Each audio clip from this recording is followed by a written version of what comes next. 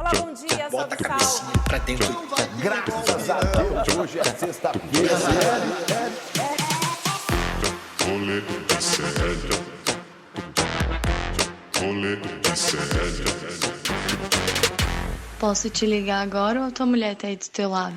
Bom dia, rolezeiros! Adivinha o que aconteceu de novo? Isso mesmo, o William meteu o atestado, mas dessa vez é verdade. E aí sobrou pra mim, Laura Coach, apresentar de novo o rolê. Eu espero que vocês gostem aqui da minha participação, eu tento dar o meu melhor. E como já é de praxe, toda vez que eu tô aqui no rolê eu chamo o meu querido amigo André Alzeda. Então, hoje ele foi obrigado a estar aqui comigo de novo, né, André? Gosto dessa dupla, eu gosto. Tem funcionado. Romário e Bebeto tem funcionado. André Amigo Zeda, gostei dessa apropriação desse nome. André Amigo. Gostei, acho que vou colocar no meu nome agora, André Amigo Zeda. Vocês estão precisando de um amigo? Tô aqui. Se vocês precisarem. Tamo junto, vamos lá, né? Tô animada. Hoje a gente vai falar sobre o Renan Santos, que é aquele pré-candidato à presidência pelo Partido Missão, que também faz parte do MBL, e algumas hipocrisias aí dele, que também já é de praxe, né, André? A gente também tem convidadas super especiais hoje, que a gente vai trazer daqui a pouco no Papo de Rolê, não vou dar spoiler para vocês. A gente também vai falar sobre o Mac Livros, aí uma iniciativa do governo federal que foi lançada esse fim de semana. Não tem a ver com o McDonald's, não tem nada a ver. Não tem a ver com o McDonald's. Mas, antes de tudo isso, eu queria chamar o nosso querido Vitão para trazer a nossa dica de hoje. Vitão, bom dia. Bom dia, Laurinha. Bom dia, Zeda. Bom dia, chat. Vamos lá, né? Mais um dia de atestado do William De Luca nessa empresa. Vitão, e dica de hoje, trouxe uma dica de um álbum que completou 10 anos agora, que pra mim é um dos melhores álbuns de rap nacional, que é o álbum Castelos e Ruínas, do BK. Muito bom, recomendo a todos, assim. E tá completando 10 anos agora, então ele vai lançar uma turnê especial. Então recomendo a todos, quem puder ir no show e quiser me levar também, fica à vontade. Bom dia. Só um disclaimer, da mesma forma que o Mac Livres não tem a ver com o McDonald's, o BK não tem a ver com a Burger King.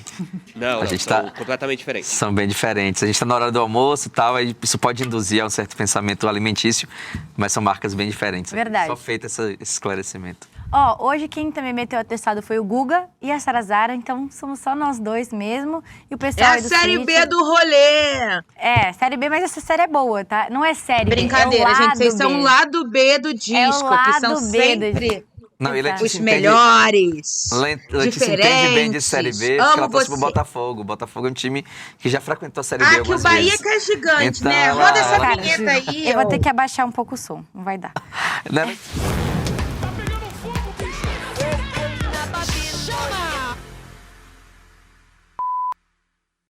Bom, pessoal, vamos começar aqui o nosso Pegando Fogo. Letícia, você viu que a gente pensou na mesma piada, né? Do lado B do disco. Mas, enfim, vamos começar o nosso Pegando Fogo aqui falando sobre o famoso Renan Santos, que até mês passado eu não sabia quem era. Famoso quem? O famoso quem? Não sei quem. Mas, infelizmente, agora eu sei quem é e vocês, nossos rolezeiros, vão descobrir junto com a gente, caso vocês não saibam ainda. Renan Santos é o pré-candidato à presidência pelo partido não tão famoso também, Missão.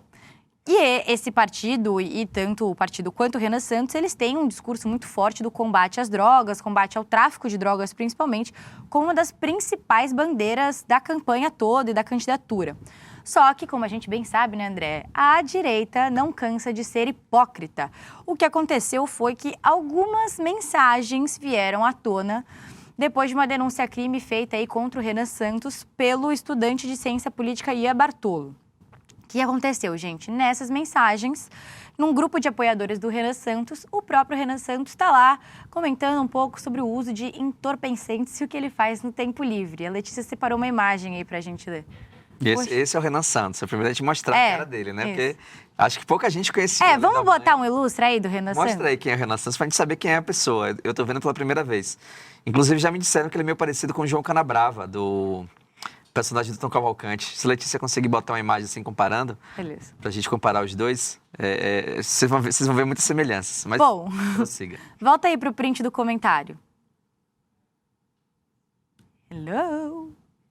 Acho que não tem ninguém lá, né? Pessoal, tá vindo. Ai, dormi a aqui. qualquer momento. Bom, olha aí o Renan Santos, que se diz aí um grande apoiador do fim do tráfico de drogas, falando: tomei um cogumelo e tô ouvindo Wagner. Adeus.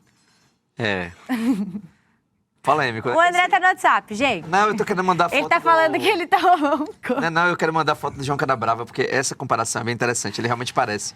Mas enfim, né, falando sobre aí o Wagner, o Wagner, que não seja o Jacques Wagner, né? Eu acho que é o Jacques Wagner, ex-governador da Bahia. Agora, esse negócio do cogumelo, né, sendo bem agora mais sério, eu não sou contra a pessoa usar o cogumelo. Não, mas esse não é o problema. O problema é a hipocrisia mesmo. Pois é, assim, é uma substância psicoativa, né? É. Você vai ter alteração de consciência, de formas, né? Não, eu tô descrevendo aqui não que eu tenha usado, eu li na internet, viu, gente? Pra ficar claro aqui. Você vai ver formas se desmanchando, umas figuras ali meio estranhas e tal, mas, obviamente, é uma substância psicoativa. Se você tem um discurso radicalmente contra as drogas e você admite publicamente o uso, alguma coisa aí tá errada, né? Alguma coisa não tá batendo, não tá encaixando. A não ser que esse cogumelo seja cogumelo... né, de comida japonesa. Eu vou te salvar aqui. Ele tá se enrolando. Ele tá se enrolando. Não. Talvez eu tenha usado aqui pra esse programa. Mas... Como que você sabe os efeitos, Isidro? Ele leu no eu X. li na internet, no chat GPT, eu tava pesquisando aqui, é isso. Essa conversa aí que a gente mostrou aconteceu entre... Ué, só tem esse print, Letícia? Tem dois. Bom, Das sensações. As conversas aconteceram entre 2024 e 2025. Em outra mensagem, o Renan Santos voltou a esse tema e falou sobre as sensações que ele tem, que o André Uzeda descreveu aqui, do que ele leu no chat GPT. Descrevi muito mal, porque eu não conheço exatamente. Exatamente. O Renan Santos falou assim: usei cogumelo novamente no fim de semana. Pra mim, FDS significa foda-se, mas tudo bem. Não, E tenho certeza que existe um mundo gigante cheio de significados no inconsciente, que alguns acessam mais que outros. Ai, eu queria essa onda. Então, isso prova que não foi um cogumelo alimentício, né? Só de comida. Não foi aquele cogumelozinho que a gente compra no mercado, que inclusive adoro. Um shimeji. Era essa palavra que eu estava buscando. Não foi um shimeji. Você vê que se ele puxa pro lado do inconsciente, né? Uma coisa mais junguiana. Então, ele fez o uso psicoativo da substância. Gente, um detalhe importante aqui é que ninguém perguntou pra ele nada sobre o uso dos cogumelos. Essas falas surgiram de forma espontânea e sem relação com o debate que estava rolando ali no grupo do Renan Santos. Mas que usa droga fica querendo dizer que usa droga. Tem isso, né? É que nem quem é descendente de italiano. Em alguma oportunidade vai dizer, não, porque meu pai, minha nona... É igual quem usa droga, tem isso. A pessoa tem essa... Minha nona? Você nunca conversou com ninguém descendente de italiano. Em algum momento ela vai dizer que... Aí, ó, a imagem que eu fiz. Aí, como eles se parecem. Cara, realmente é igual. É igual, velho, é igual. O cabelo sujo. À direita você vê o João Canabrava, à esquerda você vê o Renan Santos. Em qual desses você votaria para presidente da República? Comenta aí no chat. Qual desses você votaria? Eu votaria no Tom Cavalcante, com certeza. Cearense... Bom, gente, mais fora das redes sociais, como a gente sabe aí, que a gente, no caso, poucas pessoas, porque ele não é muito conhecido, né? A posição do Renan Santos, que é pré-candidato à presidência da República, é o novo Cabo Daciolo, né? Que é, tipo, aquele povo meio maluco que resolve... Aquele Emael, democrata cristão, que inclusive não vai pela primeira vez se candidatar a presidente. Não vai. Sinais, fortes sinais. Eu gostava muito do Emael. E tinha no melhor jingle de todos, né? Ei, Emael. O democrata cristão. Eu não sei nem por que eu sei disso, que eu não era nem viva. Mas tá no imaginário coletivo, né? Tem coisas que a gente não era viva, mas a gente sabe. O Emael é uma dessas figuras. Bom, só reforçando aqui, por que a gente tá trazendo isso? Fora das redes sociais... Laura, antes eu só vou colocar aqui uma coisa que o William, mesmo de atestado, ele mandou. Me mandou ele também, assim, eu ia falar né? agora, do Wagner, né? Mas é só falando quem é o Wagner que ele estava ouvindo, né? É o compositor favorito do Hitler, simplesmente. Quem diria? Essa parte eu não sabia. Mas era isso que o Wagner tocava? Essa música? Não, né? Eu acho que isso compõe a imagem, né? Porque você vê, o cara vai usar cogumelo, né? Que tem essa coisa mais da transcendência, acessar áreas do inconsciente que você não acessa normalmente, e ele vai se inspirar num compositor clássico aí, que o Hitler tinha algum apreço. Mas não significa que ele apreciou por isso. Mas, enfim, fica aí essa informação que é importante também. Sim. Bom, inclusive a gente separou um vídeo aqui que o Nathan Dweck, que é mestre em Direito e especialista em Lei de Drogas, ele explica um pouco sobre a proibição dos cogumelos no Brasil. Vamos rodar aí, Lê.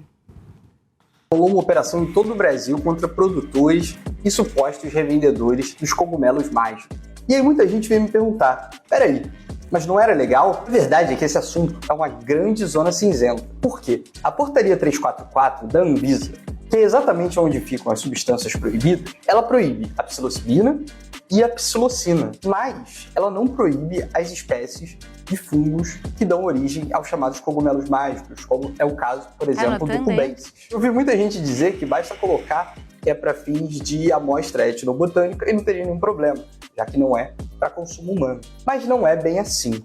E foi com esse entendimento, especialmente baseado em uma decisão do STJ, que condenou uma pessoa por tráfico privilegiado só de cogumelos, que a polícia deflagrou essa operação. Então, ainda que a gente tenha pouquíssimos casos de condenações de tráfico só de cogumelo, isso não significa que essa atividade é legal e que você não vai ser acusado de tráfico se você tiver uma atividade como essa.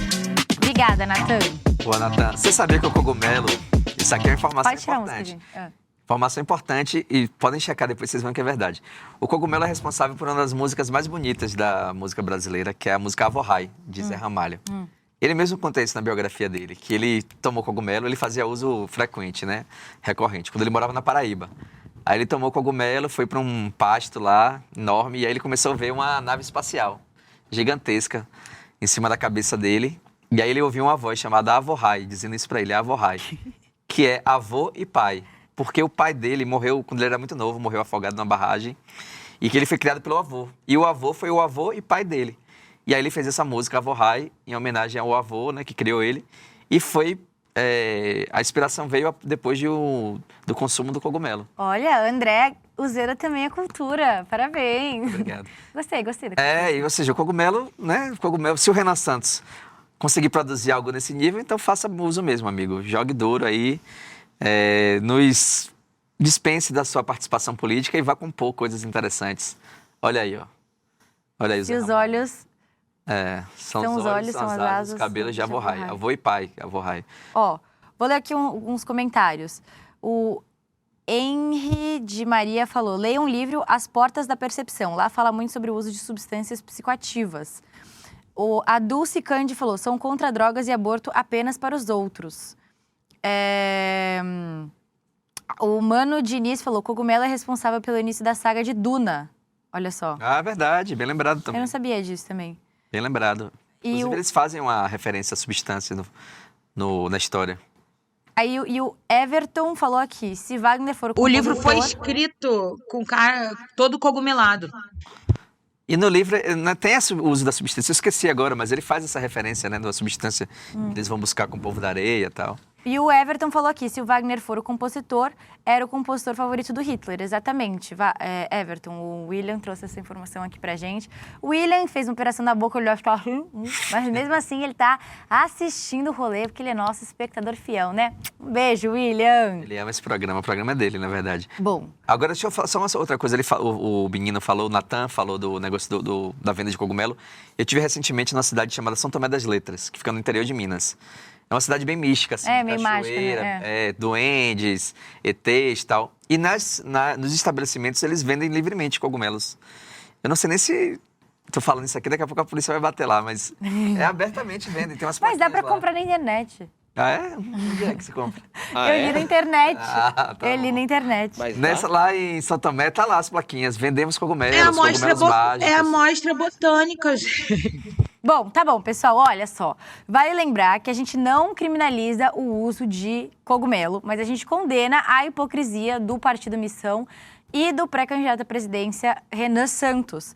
E pro Metrópole, gente, o Renan Santos tentou se explicar, ele confirmou, sim, as mensagens, mas disse que foi um uso pontual e que ele não sabe a origem da substância e que ele também não comprou. E quando ele foi questionado sobre ter usado mais de uma vez, ele respondeu o seguinte, abre aspas, que eu me lembre, tomei na minha vida 3 vezes. Microdosagem, talvez tenha tomado alguma microdosagem para trabalhar, para escrever, que eu uso isso para ver artigos, talvez. Mas não me lembro assim, tá? Fecha aspas. Bom, tá aí ele confirmando. Só faltou perguntar para ele, e a hipocrisia, Renan Santos? O que você tem a dizer sobre isso? Tem um paralelo interessante nisso que perguntaram uma vez a Fernando Henrique sobre o uso de maconha. E ele disse que ele fumou, mas não tragou. É sério. Ele disse isso, ele se posiciona dessa forma. O que é muito estranho, né? Fumar e não tragar. Igual o Renan Santos. Usei, mas foi para ler artigos. Que porra de artigo é que você tava lendo, amigo? O que é que você escreveu? Mostra aí. Eu duvido que... Que tipo quero de ler artigo? o que é que você Eu não escreveu quero ler aí. o artigo que o Renan Santos Eu escreveu. eu quero. Eu não faço questão nenhuma de ler o que ele escreveu, não. Agora, um parênteses nessa história. Renan Santos concorrendo à presidência. Como é o nome do filme? Como assim? Missão Impossível. Inventei agora. Piada sem graça, né? Bom, gente, ô Letícia, a gente já tá com os nossos convidados aí ou não? Elas estão se preparando. Bom, então vamos só fechar aqui a pauta. Minha mãe falou assim, ainda estão falando de duendes? A minha mãe... De duendes não, de cogumelo? Minha mãe tá aqui no chat. Beijo, mãe. Minha mãe tá aqui no chat reclamando que a gente só tá falando de cogumelo. Beijo. Não, a gente tá falando da hipocrisia, na verdade. A gente condena o uso indiscriminado da hipocrisia. Exatamente. Caraca, André, eu sou sua fã, tá? Muito obrigado. É Eu sou recíproco. sua fã. Nós somos contra a hipocrisia. Se você faz uso da substância, assuma, tenha um discurso corajoso de dizer que você faz uso, enfim, né? Não fique Sim. se escondendo através de uma lente, protegendo ali um discurso religioso e por trás você fazendo coisas que você condena. Isso Sim. aí é muito feio. Ó, o Omar Monteiro falou, oi, Laurinha. Tava morrendo de saudades, um beijo. O Flávio Dabi falou, caiu do céu a substância. o Wagner falou, o Will não tá podendo falar, mas os dedinhos estão bem agitados. E a Maria Helena Schweitzer falou, minha filha pediu pra te mandar um abraço, Laura e o Zeda. Um beijo e um abraço. Manda um abraço aí pra filha da Maria Helena. Um abraço pro seu filho. Pronto. Ó, tem mais uma parte que... Letícia, quer que a gente chame esse último VT ou a gente vai pro nosso próximo bloco? Letícia tá com Podemos você tá ir, dormindo, podemos né? ir. Vamos para uma setada quando elas estiverem todas ok. A Tá bom, gente vai então- com elas. Vamos agora pro nosso bloco Macetada de Notícias.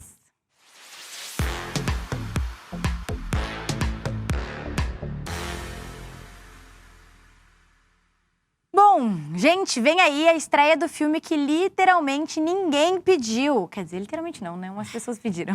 Alguém deve ter pedido. O filme Dark Horse já tem data pra chegar aos cinemas. Você sabe do que eu tô falando? Como que é o nome?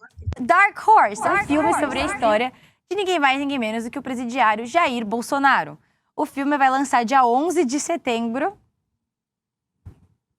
nos cinemas ainda nesse ano de 2026 e o lançamento acontece aí em meio a uma coincidência de datas. Vai ser 23 dias antes do primeiro turno das eleições, que vai acontecer agora em outubro, né, das eleições presidenciais, que vai acontecer dia 4 de outubro. E o filme, como comentei, vai retratar a trajetória política do Jair Bolsonaro, com foco na campanha dele de 2018, quando ele recebeu a facada, tal.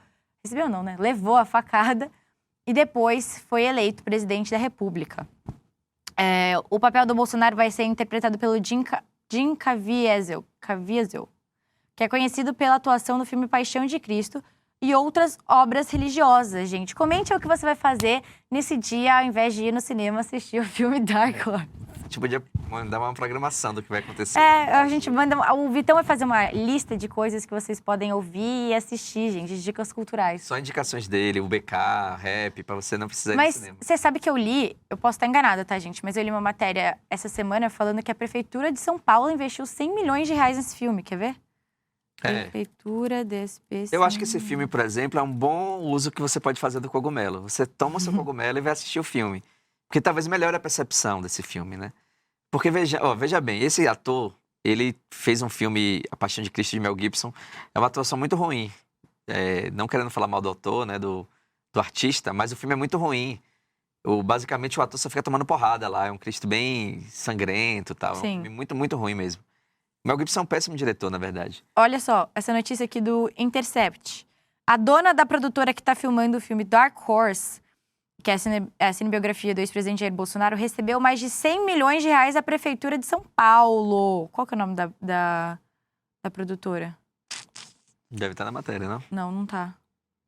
Enfim. Karina Ferreira da Gama, Olha a só. dona da produtora. Olha aí, gente. E aí mais um caso de hipocrisia, né, que a gente estava falando no começo. O pessoal fala tanto de recursos públicos, Lei Rouanet, aplicam errado o conceito da Lei Rouanet, dizendo que é investimento público em obras privadas. Aí, nesse caso, não. Foi uma transferência direta de recurso público da prefeitura para o filme. Olha só a hipocrisia de Sim. aparecendo aí. Meu Deus. Não, e quem tá produzindo também, quem escreveu o roteiro, se eu não me engano, é o Mário Frias.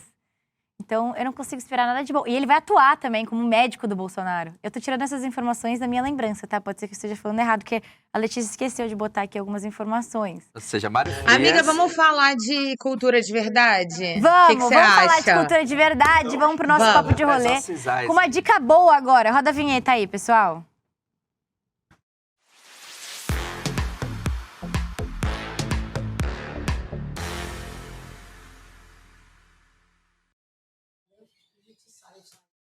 De verdade, como a Letícia disse, a gente vai falar do espetáculo...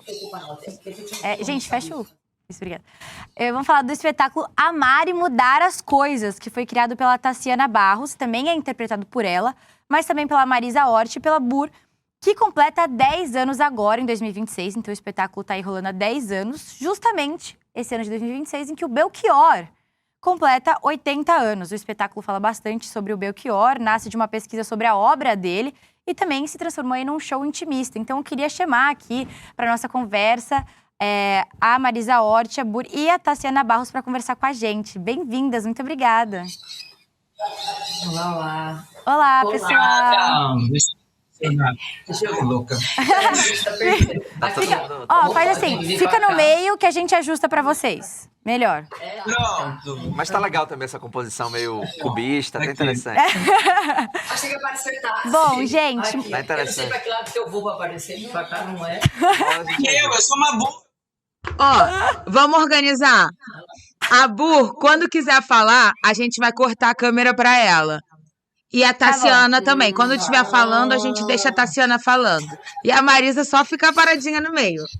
Tá bom, combinado, então. Marisa vai lutar. Acho que agora foi. Tá tudo... Olha, gente... Vocês são juntas. Eu tô com a produtora aqui, que ela me ajuda.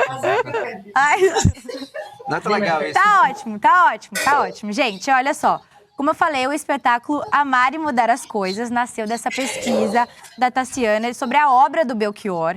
E é uma homenagem que agora, né, gente, ganha um novo sentido nesse contexto do Brasil como moda, né? O Brasil virou febre e a gente tá num momento de exaltar muito a latinidade, o orgulho de ser latino. A gente viu artistas aí como Bad Bunny, né, falando muito sobre o orgulho de ser latino. E é uma forma de reafirmar a nossa identidade, que também tem muito de um posicionamento político.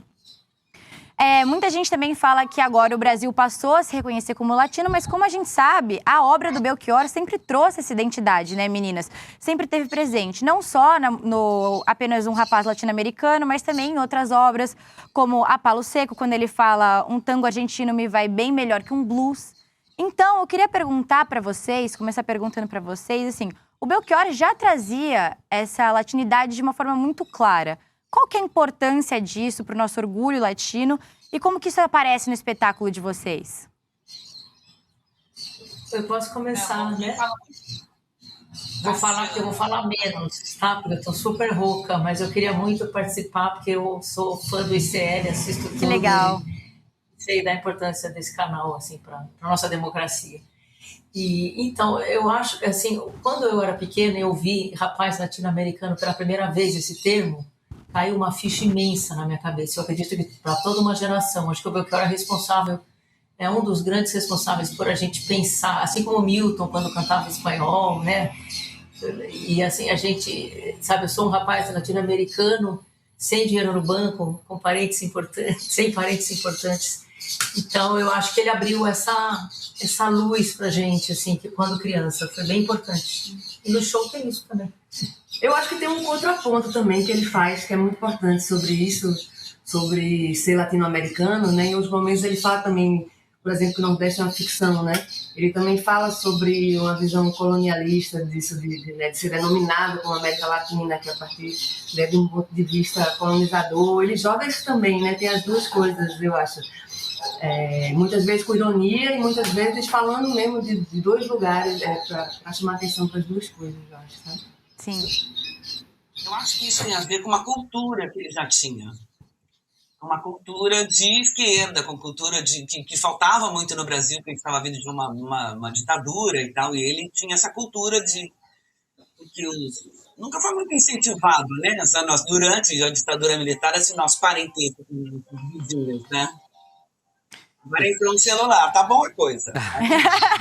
Eu queria perguntar para vocês, porque boa parte da obra do Belchior, assim, pelo menos das músicas mais conhecidas, né, que viraram hits e sucessos ao longo dos tempos, vem do primeiro disco dele, que é o Alucinação. A maioria dessas músicas que Laura citou estão nesse disco, Alucinação, que é um contraponto também ao tropicalismo, né? Ele tem um embate, inclusive, com Caetano Veloso, faz críticas abertas. Nessa música do latino-americano, por exemplo, ele fala: um velho compositor baiano dizia que tudo é divino, tudo maravilhoso. Tem esse contraponto muito claro, assim. E tem um aspecto ali que é muito central na obra dele, enquanto os tropicalistas falam em deglutir a obra norte-americana, né, colonial, e usar Coca-Cola, mas tomar e transformar em algo brasileiro. O Belchior, ele vai pela linha latino-americana mesmo. Vamos nos aproximar dos nossos irmãos latino-americanos e tal. Como é que vocês se enxergam como artistas, assim, mais tropicalistas, mais latino-americanas genuínas? Como é que vocês se veem? Peraí, não tô te ouvindo. Não ouviu? Quer que eu repita? Não. Não. A pergunta era isso: como é que vocês se enxergam como artistas, assim, num viés mais tropicalista, de beber de várias culturas e tentar transformar algo mais brasileiro, ou uma visão mais latino-americana mesmo, mais próxima dos irmãos argentinos, colombianos, cubanos, né? Os cubanos estão sofrendo agora uma crise humanitária terrível. Como é que vocês se enxergam como artistas no geral? Mais Belchior, mais Caetano? Como é que vocês veem? Eu gosto dos dois. Eu gosto dos dois. Eu gosto muito da postura antropofágica mesmo de Caetano, que é uma coisa antiga brasileira. Eu sinto o Belchior é mais severo, né? Mais radical. É um radical. Eu tenho percebido cada vez mais na observação da obra dele, das atitudes dele antes, mesmo depois, e como foi o final dele. É um radical. Enquanto que Caetano propõe uma coisa muito mais tropicalista, até foi acusado de festivo e tal, mas eu acho uma coisa com a qual eu me identifico muito, que fez parte da minha formação também. E acho que esse embate entre os dois é mais rico ainda. Acho que, sabe, que faz pensar, que é muito interessante. Eu não consigo nem comparar eles. Eu acho muito. Eu não consigo comparar artista, sabe? Cada um te pega de um jeito, de uma hora, com uma coisa, com uma música. E o Belchior, ele tem um monte de golaço, né? Ele tem muita música boa também. E ele é muito politizado também. Ele foi importante na ditadura também. Então, assim, é um cara que tem muita história e a história tá atual. Sim. Cada um tem uma contribuição diferente para a nossa história e para a nossa cultura. Inclusive, você comentou sobre as nossas músicas, as músicas dele que ainda estão muito atuais na nossa sociedade. O espetáculo de vocês começou em 2016, muito antes do impeachment, do golpe da Dilma e depois da guinada para a extrema-direita e a eleição do Bolsonaro. E a música Como Nossos Pais, do Belchior, ainda se mostra, né, muito presente. Como que vocês veem essa mudança da nossa sociedade dentro do espetáculo de vocês?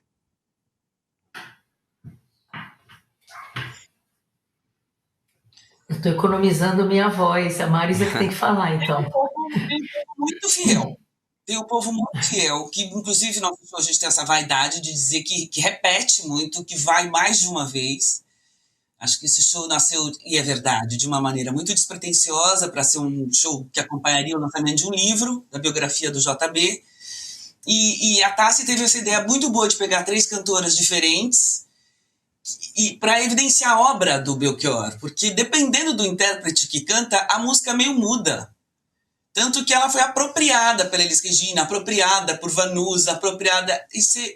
Então, quando você escuta em 3 vozes diferentes, você fala: olha essa música, que tinha esse pedaço, nunca reparei, né? Sim. Então, eu me perdi na pergunta inicial. Que era... Como nossos pais. Sobre como as músicas do Belchior ainda são muito atuais, principalmente nessa nossa guinada da sociedade à extrema-direita e também sobre... Então, tem os fiéis, eu estava falando sobre isso, perdão. As pessoas que voltam sempre, que conhecem a obra dele totalmente, né? E é muita gente, ele é muito popular, ele, embora seja politizado, ele foi um cara que fez muito sucesso na rádio, no seu tempo, nos anos 80, 90, né? Estourava sucesso, clipe no Fantástico. Agora, é mentira dizer que a gente sentiu alguma coisa, né, gente, nesse tempo. É um lugar de resistência, as frases têm efeito, porque a gente fala da música, canta a canção, todo mundo entoa junto, incrível, coro afinadíssimo, muitas das canções. e tem pedaços do livro. Então, às vezes é uma frase que você fala, que ele cita em algum momento, que explosão. Os textos também sempre foram muito importantes no show, que são pedaços das falas dele, né? E as pessoas vão tomando contato com esse cara que é um radical. É bom. Acho que só fortaleceu a nossa plateia. A gente só vem aumentando, né? Assim. Aconteceu uma coisa engraçada em Belo Horizonte. A gente fala as frases dele, né, conta histórias do livro e canta as músicas. E era bem na época do Ele Não, uma coisa assim. E aí recebemos tinha 2.000 pessoas no lugar, que era o Palladium, aquele SESC. Uma pessoa falando que absurdo, eu fui ver um show do Belchior e vocês só falaram de política. A gente não falou uma palavra nossa. Que é a essência da obra dele, né? A essência da obra dele é... Sensacional. Agora, tem um aspecto... Marisa citou isso 2 vezes, eu queria aprofundar, assim, desse radicalismo do Belchior, né? Ele é um cara... Inclusive, até no final da vida, ele teve uma postura super radical de se isolar, de não querer ser encontrado. Ele tinha um radicalismo ali, não só político, mas no comportamento. Mas ele tem um lado também que ele, assim, ele é um cara de uma formação super erudita, foi criado por escola católica, por padres, fez medicina, e aí resolveu ser artista, né? Ser padre, né? Ele se preparou para ser padre no Ceará e radicalizou e virou um artista, mas um artista com uma densidade cultural muito grande, mas falando para as massas, assim. Ele tinha essa coisa dessa interlocução para o grande público, virou um artista popular. E um outro lado interessante dele, que embora ele tenha uma voz grave e marcante, ele ficou mais conhecido pelas vozes femininas mesmo, né? A Elis Regina, que é a maior intérprete da obra dele, assim. Eu queria que você falasse um pouco desses 2 caminhos. Ele é muito radical, mas ele sempre flutuou em espaços muito diferentes. O erudito, o popular, o masculino, o feminino. Como é que vocês enxergam isso? Ele é muito ele, eu acho. Deixa eu ficar falando demais, né? Ele é muito ele, assim, mas ele foi radical na alimentação. Tipo, na época ele foi macrobiótico absoluto, de levar o próprio fogareiro nos restaurantes. Ele foi radical no sentido de não se drogar e de falar muito do delírio, da alucinação com as coisas reais, com a realidade, grande. Que a vida real é muito melhor. Ele desapareceu quando não compactuou realmente, inclusive abandonou contratos de trabalho e coisas assim. Então, radical nesse sentido. Eu acho que ele foi muito pouco corruptível no sentido de artista também. Então, as pessoas sentiam. Quando era Belchior, era uma assinatura inconfundível, né? É o que eu teria a dizer. E vocês, garotas? Eu falo demais. Imagina. Não, eu acho que é isso tudo que Marisa falou. E isso ele acaba também... a poesia dele é uma coisa tão forte que acaba também... atingindo quem não tá tão ligado no lado político, tipo isso, de ter um público, às vezes, assistindo o show da gente. Como assim vocês estão falando de política? Eu só quero ouvir uma canção de Belchior. Eu acho que ele acaba atingindo todo mundo. Ele também fala de amor muito bem, né? Eu acho que ele tem feito de mais político. Desculpa, eu vou até continuar falando, desculpa. Fale, imagina, pode falar. Que tem sido um ato muito político. Ele é um homem com coração no peito. Ele fala dos sentimentos dele, ele fala do medo de avião dele, ele fala, cuidado, meu coração é frágil, é como vidro, como um beijo de novela, fala da sua sensibilidade, fala do homem que ama e tem medo de ser rejeitado, fala do medo. Isso é absolutamente revolucionário e político hoje. Além de amar e mudar as coisas, né? Além da questão, que é o que deu nome ao projeto, que é amar e mudar as coisas. Sim. Eu vou ler aqui é um ato completamente político, né? Sem guerra, sem briga, com conversa, com amor, para depois mudar. Aqui alguns comentários, o pessoal tá adorando o nosso papo aqui no chat. A Fernanda falou que em BH tem um bloco dedicado ao Belchior, que é um dos maiores. A Vanessa Costa falou que só essa frase, amar e mudar as coisas me interessam mais, é maravilhosa, simples e perfeita. Todo mundo tá adorando aqui a participação de vocês, falando que vão... prestigiar. Deixa eu pegar aqui o serviço. Aqui, os próximos shows, gente. Dia 10 de abril no Teatro Bradesco. Amanhã. É verdade, é amanhã. Olha aí. Nossa. E o Bernardo vai, inclusive. E dia 17, a Letícia também. Nós também vamos agora, hein, André? Temos que ir. Iremos. E dia 17 a 19 de abril na Caixa Cultura, lá em Salvador. Então, pessoal aí do chat que é Pessoal de Salvador, André, Cidade, vamos lá, chama todo mundo aí. Eu queria trazer um pouco agora para falar sobre a importância do incentivo à cultura, né? A peça de vocês já tem 10 anos, o que não é muito comum, né? Na verdade, é bem raro a gente ver peças que duram tanto tempo assim. Vamos falar um pouco sobre a produção do espetáculo. Projetos como esse sempre envolvem, né, muita pesquisa, estrutura, principalmente essa continuidade que eu comentei, né, dos 10 anos. Mas isso é algo que depende muito das políticas públicas e de lei de incentivo à cultura para ter acesso a esses espaços. Então, como a gente está falando aqui, discutir cultura também é discutir quem consegue produzir isso, quem consegue ter acesso.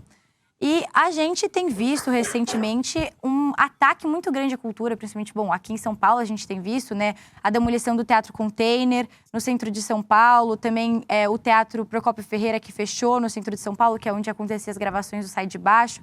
E eu queria saber de vocês, como que vocês acham que esses ataques à cultura impactam muito nessas produções e qual a importância da gente continuar resistindo? Teve a questão lá do Zé Celso também e do Parque Augusta, que foram duas conquistas muito difíceis. Contra o Silvio Santos. Do Teatro Oficina, né? Contra o Silvio Santos ali, né? Mas foi não dá nem para acreditar que a gente tem que lutar pelo ar da cidade, pela cultura. E não tem jeito, tem que lutar. Não podemos perder mais nenhum centímetro. É uma loucura, porque São Paulo é cultura, é o que traz dinheiro para São Paulo, para as pessoas virem para ver show, para ir em restaurante, não dá para entender. Eu acho que tem que ter uma lei anterior, que é a coisa da especulação imobiliária, que eu não acho que é uma coisa deliberada. Inclusive, eu acho que são de naturezas diferentes o fechamento do Procópio Ferreira e a derrubada do Teatro Container, entendeu? Passar uma máquina em cima. E são teatros que nasceram têm origens diferentes e, sabe, quando... o Alfa, o Teatro Alfa era um grande teatro que tem... Ele continua existindo, esse teatro. Me parece que vai haver um outro teatro Procópio Ferreira também, só que vai mudar o nome. Porque vai subir um prédio ali. Porque a gente vive uma especulação imobiliária que não tem lei. Eu não sei se eles necessariamente sabem que estão derrubando um teatro, ou um templo, ou um terreiro, ou uma casa de design, ou uma obra de arte em forma de arquitetura. Eu acho que a especulação imobiliária não sabe muito bem o que está derrubando. E a gente tinha que ter, sim, uma demarcação de importância, uma lei especial para garantir a importância dos espaços culturais, ainda mais os que são ocupados organicamente, né, que eu considero a história do Container, que tinha uma relação com a região real, abrir as portas para acolher as pessoas, para dar cursos para o pessoal de lá, realmente se relacionava com o lugar onde ele estava. Aí acho cruel.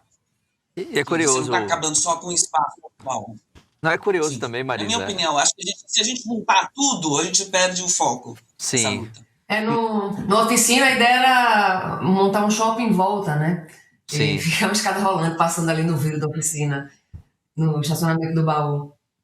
Do lado do Silvio Santos. Mas o que eu queria perguntar a vocês, assim, também com essa pergunta da Laura, é o quanto essa perda desses espaços de cultura, assim, na cidade, vão piorando a qualidade da própria cidade, né? De espaços onde você tem uma convivência ali cultural, seja um cinema de rua, seja um teatro, seja uma praça. Como você vai perdendo esses espaços de interação, sejam de cultura, de lazer, de uma programação ali que você fuja só dos ambientes fechados de shopping center. Quanto isso piora a qualidade da vida na cidade mesmo, né? Reflete na urbanidade ali, no dia a dia e tal. E como é que... Qual seria a alternativa de rever isso, assim? Um plano urbano que preveja áreas de lazer, de interação, de cultura mesmo. Como é que vocês pensam sobre isso? Muitas vezes as cidades têm já, né? Tipo, no caso de Recife, por exemplo, tem um plano diretor urbanístico que é incrível, tem um monte de coisa maravilhosa, só que daí a entrar em prática tem que ter uma vigilância constante, né? Dos movimentos todos. Então, às vezes, né, para além de ter um plano bonito, uma lei bonita, né? É uma vigilância constante mesmo, porque deu bobeira, acabou, né? Sim.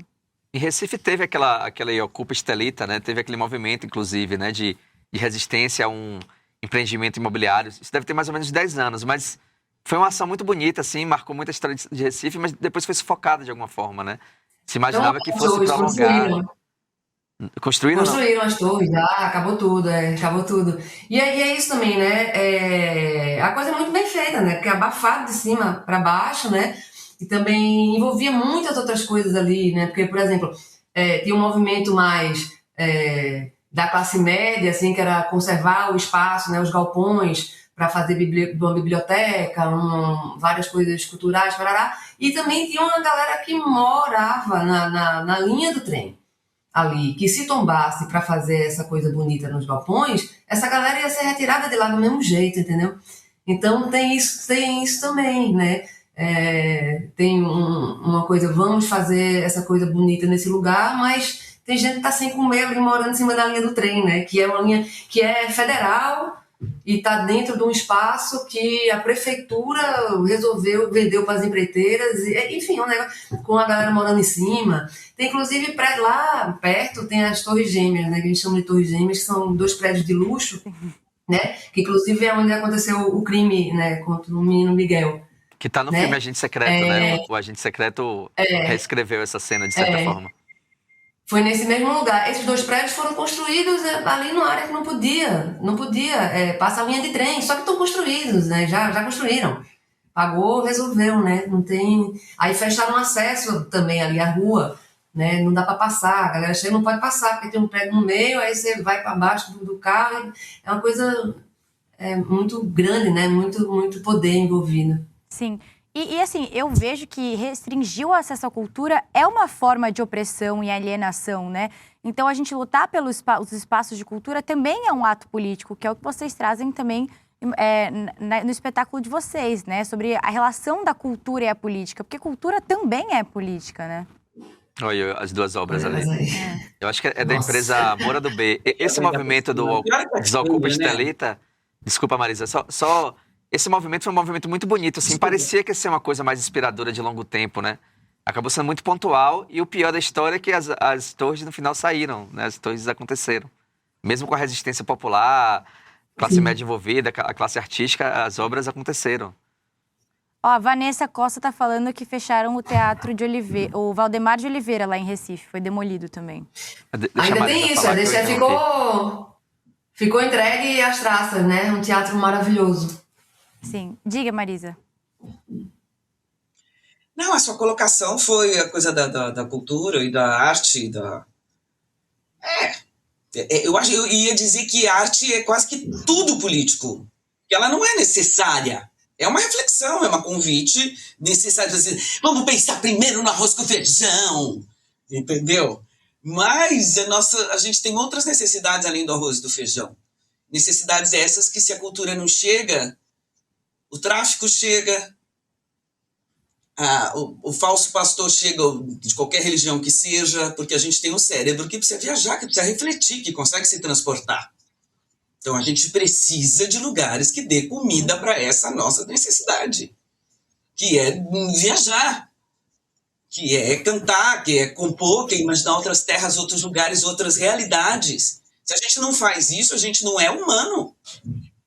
Isso é super fundamental, tem muito poder nisso, muito. É o veículo de comunicação. Então, é interessante manter isso meio semi-morto. É irmão da educação. É um mecanismo de opressão, né? Tentar restringir o acesso à cultura, privatizar o acesso à cultura. Bom, meninas, muito obrigada, viu, pela nossa conversa. Parabéns pelo espetáculo. Eu e o André vamos estar lá amanhã prestigiando vocês. Espero que os nossos espectadores aqui do nosso chat, aqui do nosso programa, também estejam presentes. O pessoal que mora em São Paulo. Mas, o pessoal que mora na Bahia, também em Salvador, dia 17 a 19, lá no Teatro Caixa. Então, muito obrigada, viu, a vocês. E parabéns pelo espetáculo. André, se quiser falar. Só quero dizer que eu já vi a Marisa no... Eu já vi a Marisa uma vez no teatro, na peça da Bárbara Gância. E maravilhoso o texto. Bárbara, o monólogo. Muito bom o monólogo, muito bom. É fantástico, assim. A história da vida dela, mesmo com humor. E falando de um problema sério, né, da bebida, enfim. Mas é maravilhoso. Dependência. E você no palco, assim, impressionante. Muito bom, muito bom. Cara, que legal. Só uma coisinha também. Queria aproveitar e falar uma coisa, aproveitar o espaço. Só reforçar que amanhã, no Teatro Bradesco, aqui em São Paulo. Segundo, Burr está lançando um disco maravilhoso, solo. E também vai ter uma homenagem a Vange Leonel e ao Grupo Now, incrível, no Sesc Pompeia, no dia seguinte, no sábado. Legal, legal. Pessoal, anota tudo aí, hein? Vamos prestigiar a nossa cultura. Mas amanhã, dia 10 de abril, a Mari Mudar as Coisas, Teatrão Bradesco. Quem nunca foi, vale a pena. É um teatro lindo, onde todos os lugares são bons. E balcões e tal. É uma experiência muito, muito legal ir lá. E a acústica lá é muito especial. A gente está caprichando. E ainda tem ingresso. Valeu, pessoal. Obrigada, meninas. Vamos lá. Até amanhã, então. Bom espetáculo, gente. Obrigada pelo espaço. Tchau, tchau. Valeu. Imagina. Voltem sempre. Bom, gente. Eu fiz esse gesto aqui do Miguel Falabella, que ele terminava o video show. Eu fiz porque ela contracenou com o Miguel Falabella No Sai de Baixo. no Sai de Baixo. Muito Foi um bem. easter egg Eu aqui. adoro Sai de Baixo. Pô, é fantástico. Bom, gente, eu espero que vocês tenham gostado aqui do nosso papo. Pelo que eu vi aqui, o pessoal adorou. A Marisa, a Burr, todo mundo. Olha aqui, a Antônia Mendes falou, aqui em Goiânia, assistindo o rolê, tendo a oportunidade de assistir esse papo fantástico sobre o lendário e fantástico Belchior. Ai, que legal, Com certeza gente. não é a leitura do Caiado. Tá vendo o rolê, o ICL, não vota no A Caiado. Lucimar Martins, excelente, valeu, grandes mulheres. Gente, que bom que vocês gostaram, vamos tentar fazer isso mais vezes. Você quer comentar alguma coisa ou a gente pode passar para a próxima pauta? Não, eu só queria dizer que o Belchior, ele é um artista, assim, eu acho muito, muito animador que uma nova geração tá redescobrindo o Belchior. Não é o caso das meninas, porque elas viveram o período dele, mas tem uma nova geração que redescobriu muito pelo rap, né? Pelo MC, Sim. E começou a ver com o Belchior com um olhar muito profundo. Ele é um cara, assim, que ele fala de... Um poeta. Um poeta, assim, na acepção completa da palavra, porque boa parte... Ele não é um grande músico, não é uma voz, assim, Intérprete. um grande intérprete, mas o que sustenta o poder da arte dele é a letra, a composição dele, que é uma composição erudita, mas com um cunho popular muito bom. E quando ele fala de amor, ele tá falando de política. Quando ele fala de política, ele tá falando de amor. Ele sempre coloca afeto em todas as coisas. E eu sou muito fã do Belchior. Acho que deu pra perceber, André. Achei muito bonito. Eu gostei muito. Eu gosto muito. Eu morei no Ceará, eu fui correspondente da Folha, eu morei no Ceará. Uma das primeiras coisas que eu fiz quando eu me mudei pra Fortaleza foi conhecer a casa que o Belchior tinha vivido. Só que é engraçado que eu cheguei no bairro e não consegui achar a casa direito. Porque ninguém sabia onde era exatamente a casa. Então eu olhei uma casa e tirei uma foto e disse, pra mim é essa aqui e acabou. Você falou do Ceará, a minha mãe, ela morou em Fortaleza por um tempo, porque ela era correspondente lá, né? E ela acabou de me mandar uma mensagem falando que ela pegou um avião com o Belchior uma vez e quase perguntou se ele queria segurar na mão dela, porque ele tem aquela... Foi por medo de avião. Foi com medo de avião que segurei pela primeira vez na sua mão. Valeu, mãe. Bom, gente, espero que vocês tenham gostado. Agora eu vou chamar a vinheta da... A vinheta aqui não chama, não, ela entra.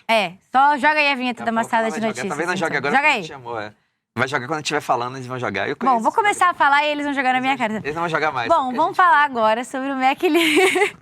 Roda a vinheta. Tô esperando eles jogarem. Roda a vinheta.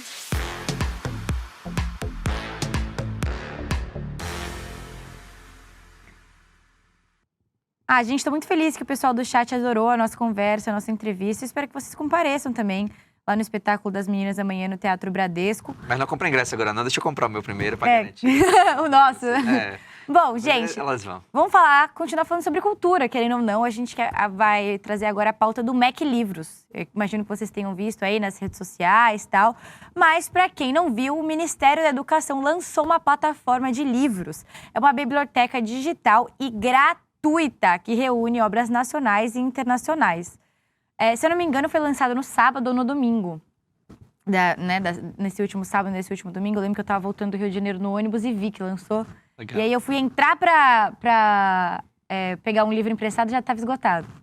Mas, em apenas uma semana foi suficiente para a plataforma Mac Livros acumular 290 mil usuários e mais de 122 mil empréstimos de livros. Essa proposta tem o objetivo de democratizar o acesso a livros sem burocracia, tudo pelo celular, pelo tablet ou pelo computador. Muito legal, né, André? Muito bom, muito bom. Tudo que incentive leitura, difusão de cultura é fundamental. E é bom que isso é muito legal, porque essa iniciativa já vinha acontecendo pela sociedade civil, né? Já tinha umas iniciativas assim.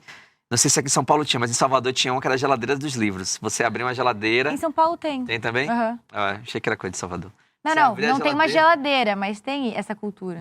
Desse empréstimo. Mas o que é legal agora é que o governo federal, né, percebendo que isso é uma ação que se difundiu, deu certo, Sim. popularizou, o governo está tomando como política pública. Isso é fundamental porque o alcance do governo federal é gigantesco, né? Cobre todo o território nacional. Então você consegue integrar pessoas em uma iniciativa que já se provou certo quando nasceu na sociedade civil. E tornar gratuito e acessível é democratizar o acesso também, né? A cultura. Muita gente não consegue comprar todos os livros que quer, porque os livros, como a gente sabe, hoje em dia estão mais caros. Se você comprar nas livrarias, eu entendo que é porque, enfim, por conta da Amazon, do Mercado Livre, agora as livrarias precisam aumentar um pouco o preço também para continuarem sobrevivendo. Eu entendo isso, mas, querendo ou não, continuam sendo muito caros os livros. Então, eu acho uma iniciativa muito importante e interessante para quem não tem condições de ter acesso aos livros, né, André? Exato. Então, é muito legal que isso tenha acontecido e muito legal que tenha tido uma aceitação grande do público, logo de saída, né?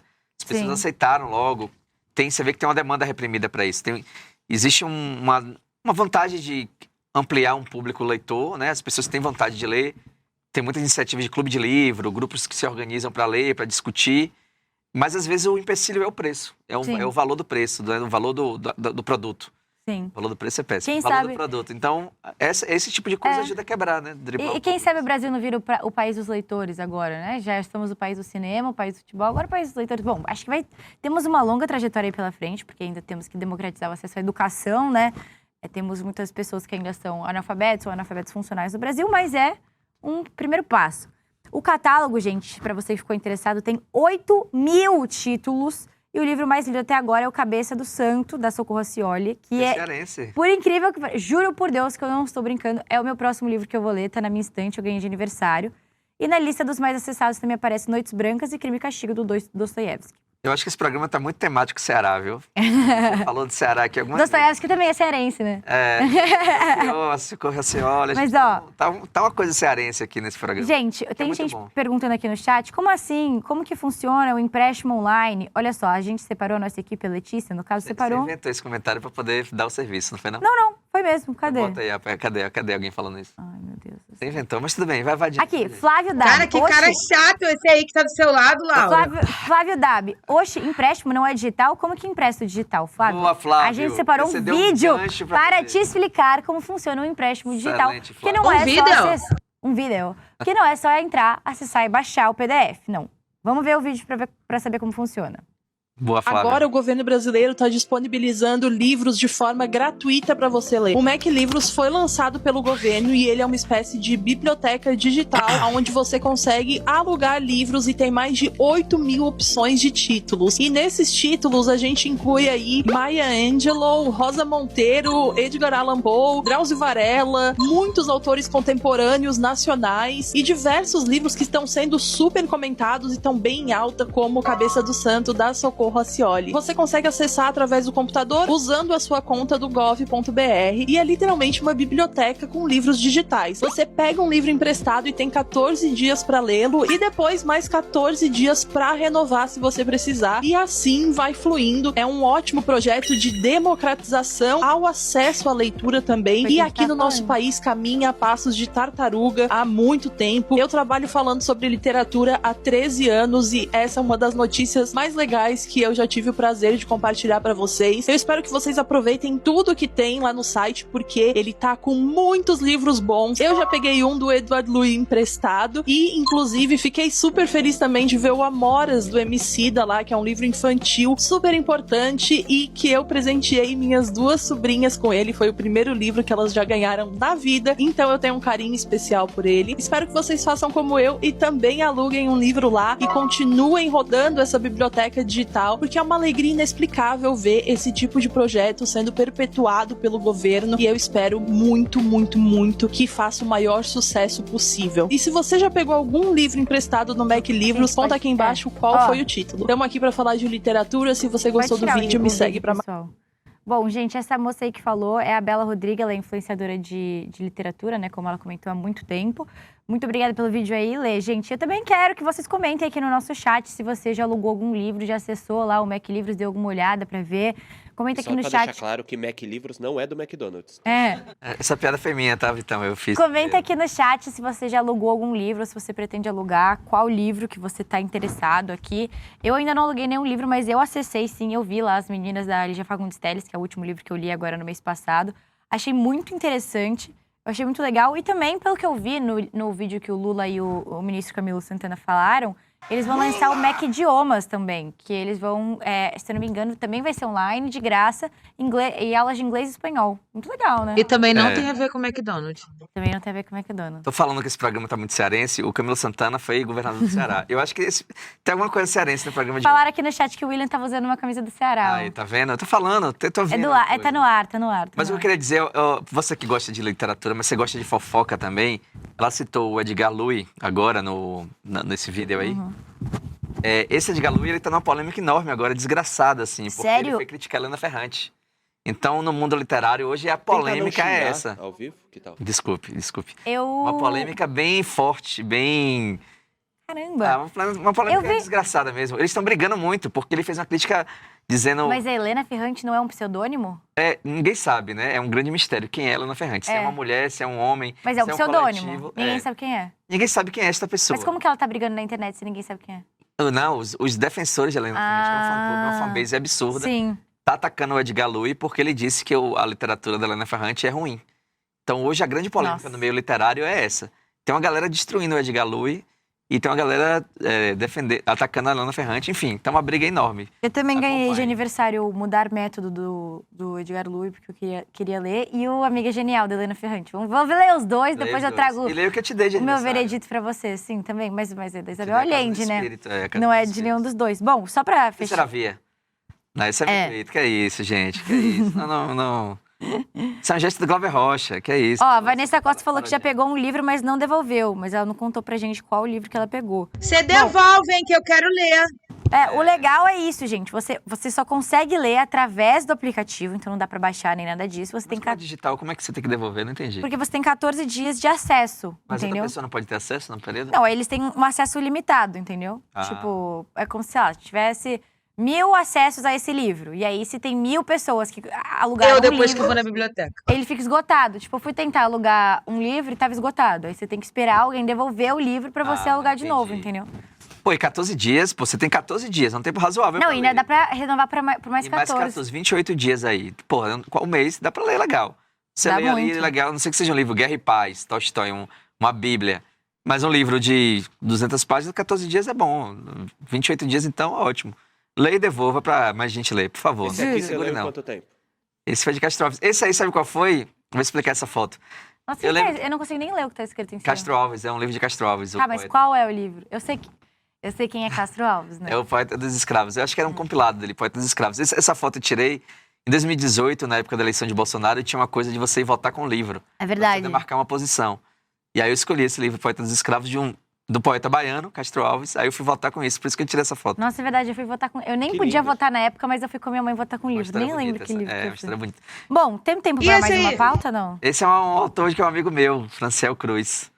Olha os Beatles ali Gente, atrás. vocês stalkearam o... Por favor. o André Cara, eu vou Zena, mandar um que- vídeo do que o Sato tá fazendo aqui. Não fique me expondo, por favor, que eu sou uma pessoa tímida. Bom, vamos lá, gente. A Letícia acabou de me falar aqui no ponto, quer dizer, no WhatsApp, que não dá mais tempo de falar nenhuma pauta. Dava pra falar ainda sobre o advogado representante do PSD que disse que o Rio de Janeiro virou Gotham City. Pô, tinha ótimas Não, mas piadas esse sobre vídeo é muito bom. Será que não tem como a gente passar só esse vídeo? As melhores piadas do programa eu tinha guardado pra esse. Ó, Vocês pegam uma pauta. Só essa pauta, tá? Ó, Vamos rapidinho. Falando em guerra, durante o julgamento no STF sobre como vai ser a eleição para o governo do Rio de Janeiro, um advogado resumiu o cenário político do Estado com uma comparação inusitada. O advogado Tiago Fernandes Boveiro, que representa o partido PSD, falou isso aqui. Vamos rodar o vídeo e depois eu dou uma contextualizada melhor. Me perdoe, me desculpe a picardia do caipira que gosta de falar por metáforas. Eu acredito que o Rio de Janeiro virou Gotham City. Gotham City. E se for a realizada eleição em Gotham City indireta, é mais fácil eleger o Coringa do que o Batman. É isso, né? Bom, gente, para quem não tá por dentro do que aconteceu, basicamente, o Cláudio Castro, que era o governador do Rio de Janeiro, ele estava sofrendo um processo de cassação pelo Tribunal Superior Eleitoral. E aí, um dia antes dele ser cassado, ele renunciou para não perder os direitos políticos e tal, mas acabou que não deu muito certo. Se eu não me engano, ele perdeu, né, os direitos políticos dele. Foi caçado.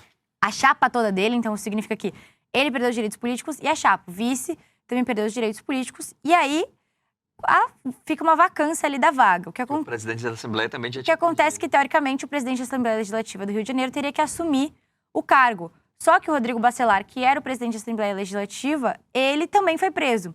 Então, o Rio de Janeiro aí tá sem governador, sem vice-governador e sem presidente da Assembleia Legislativa. Atualmente, quem é o governador, se eu não me engano, ele chama Ricardo Couto, e ele é o presidente do Tribunal de Justiça. Eu nem grave muito o nome dele aí. Porque... que não vai durar muito. E aí, o que tá rolando agora é o STF tá decidindo, começou ontem e vai se prolongar para hoje, eles vão decidir se a eleição no Rio de Janeiro do mandato tampão, que é esse mandato aí de 6 meses até que o próximo governador seja eleito nas eleições de outubro, vai ser de eleição indireta, ou seja, os parlamentares da Assembleia Legislativa do Rio de Janeiro que vão decidir, ou eleição direta, ou seja, voto popular. Então, essa fala aconteceu nesse contexto aí do STF que tá votando. O Fux votou por voto indireto, e o Zanin votou por eleições diretas. Então vamos ficar ligados aí para ver qual vai ser o futuro do Rio de Janeiro. Se você é carioca, comenta aí no chat. Você sabia que o nome do seu atual governador é Ricardo Couto? E outra coisa, se você comentar muito aí, você pode ser sorteado e virar o governador. Cuidado. Eu tô pensando em voltar para lá, para assumir logo o governo do Rio. Inclusive, eu soube que um dos métodos de escolha vai ser pegar uma das menores torcidas do Rio, que no caso é a do Botafogo, que é menos gente. O Gira, acabou o programa, você quer fazer piada ainda? Uma hora dessa? E talvez um desses aí seja o governador do Rio. Porque, né, uma torcida maior como a do Flamengo, talvez seja mais difícil. Mas no menorzinho do Botafogo, dá pra sortear ali, escolher um, e esse vai governar. Tá, só um comentário aqui que a Mariana Couto falou. Laura, você levou o livro do Golpe ao Planalto, de Ricardo Couto. Olha, eu esqueci ainda. Você levou como? O livro do meu avô para as eleições, para votar no em 2018. Ótimo livro. Ótimo livro, você gente. Me deu esse livro. Recomendo esse livro aí do Golpe Planalto de uma pessoa. Você me deu das diretas. É verdade. Bom, pessoal, infelizmente o programa de hoje acabou. Se vocês ficarem com saudades de mim, fiquem tranquilos que às 5 da tarde eu vou estar de volta no ICL Urgente. Qualquer dia no rolê, porque o William vai faltar outro dia. E aí eu vou ter que chamar o Zeda de novo para fazer o programa comigo, que eu me divirto mais. Falta, normal. Bom, pessoal, então é isso. Muito obrigada aí. Vamos agora... Esqueci do marketing. Calma, Letícia, não encerra o programa e não me mata. Eu queria fazer um convite para vocês, antes de encerrar o programa, aí, dos mesmos criadores de Vai Pra Cuba Eduardo, que eu espero que você tenha assistido, e também Vai Pra Argentina Carajo. Nós, agora, do ICL, estamos trazendo para você mais uma super produção, que é o Vai Para a Argentina Eduardo. Depois da gente desmontar todas essas falsas... Argentina ele já foi. Pra China. Argentina. Vai para Argentina, Cuba e China, Eduardo. Vai para a China, Eduardo. Que depois de desmontar todas as falsas narrativas sobre Cuba e Argentina, era isso que eu queria falar, gente, desculpa. O Eduardo Moreira foi para a China para gravar pra gente sobre as tecnologias de lá e sobre como que funciona, né, o sistema político da Argentina. China. Caralho, da China. Faz pra mim. Faz pra mim. Ele vai pra China. Ele vai pra China e vai fazer coisas na China. Ele já foi. Na China. Ele foi pra China e vai mostrar como foi a viagem na China. Não tem nada de Argentina. A Argentina é o outro. Se você quer ver os três, você vê o de Cuba, o de Argentina e esse é da China. Mas para você ver o de Cuba e o da Argentina, você precisa se inscrever no ICL, ser assinante. Mas para você ver o do Vai para a China, você pode ter a oportunidade de assistir ao vivo de graça no dia 12 de abril, às 8 horas da noite, que é esse domingo agora. Então, se você quiser ver de graça, única oportunidade, o Vai para a China, Eduardo. Se inscreve aí no nosso link. roleicl.com.br. Não tem nenhuma muralha que impeça que você veja esse documentário. Então... roleicl.com.br. Né? Você vai pra China junto com o Eduardo. Exatamente, gente. Muito obrigada aí. Me confundi inteira, mas acho que vocês entenderam. O André ajudou. Vou passar no RH depois. Bom, beijo e até a próxima, pessoal. Tchau, pessoal. Tchau. Eu tô aqui com a Juliana Baroni, minha esposa e diretora do nosso novo documentário Vai Pra China, Eduardo, o nosso mais ousado, nosso maior investimento, uma superprodução mesmo que a gente fez, a maior internacional até hoje. E eu queria aproveitar aqui do Consulado Geral da China, depois de ouvir uma apresentação do Cônsul Geral sobre esse novo plano quinquenal da China, queria convidar todos vocês para assistir em primeira mão as primeiras cenas do filme, que vai ser lançado no dia 12 de abril, às 8 horas da noite, só no ICL. Só no ICL. Eu acho que as imagens falam por si só. Eu acho que ajudam a derrubar vários mitos. As pessoas criam no Brasil e no resto do mundo também.